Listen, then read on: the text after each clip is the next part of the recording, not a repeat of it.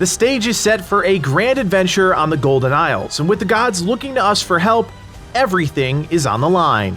Hello friends, it's Kodiak here, and welcome to Legacy Gaming. This is the Road to Launch Part 2 for Immortals Fenyx Rising.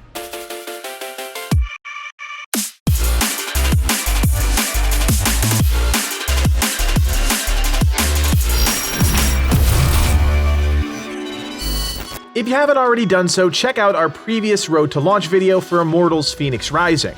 In the first episode, we talked at length about the Golden Isles and the various regions that make up the world. Today, however, we'll be talking about the story, and let me just start off by saying Immortals Fenyx Rising takes a completely different approach to storytelling as compared to other Ubisoft titles. While games like Assassin's Creed Valhalla take a much more realistic and complex approach to a narrative, Fenyx Rising is much more straightforward.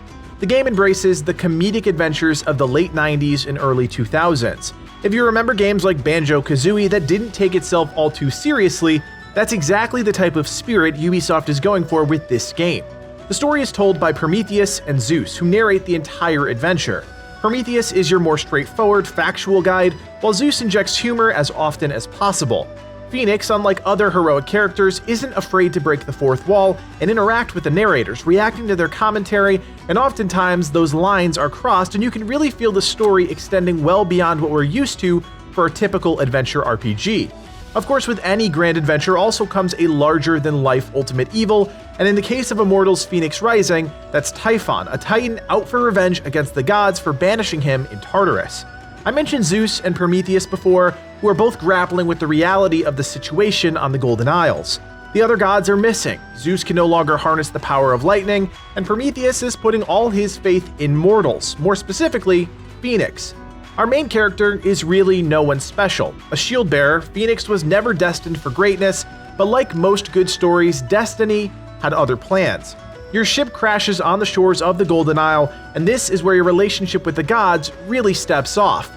You'll soon realize that your fellow soldiers, including your brother, a legendary warrior, has been turned to stone, and it's up to you to figure out how to break this curse. You're almost immediately introduced to Hermes, one of the few remaining gods that hasn't been cursed, but it's clear that Typhon is looking to change that.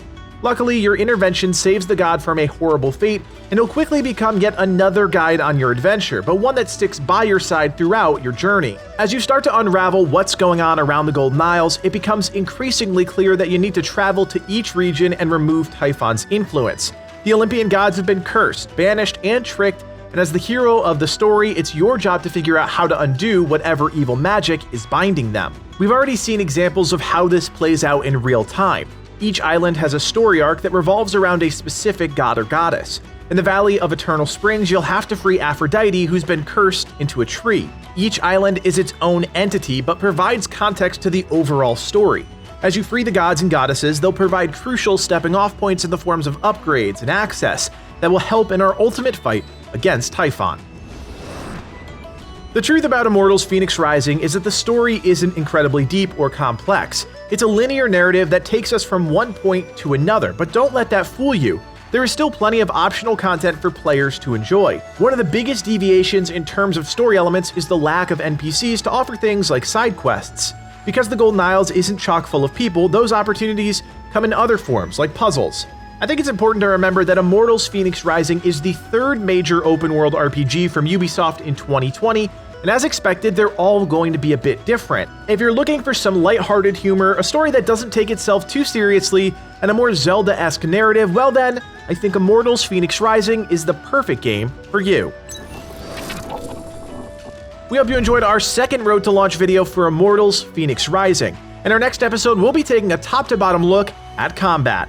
Legacy Gaming plans on covering Immortals Fenyx Rising in depth, so if you like our videos and want more great content in your feed, don't forget to like and subscribe to the channel. And while you're at it, consider joining us on Discord. We have over 6,000 members spread across dozens of great games, so click that link below and join today. My name is Kodiak, and from everyone here at Legacy Gaming, thanks for watching, and play on.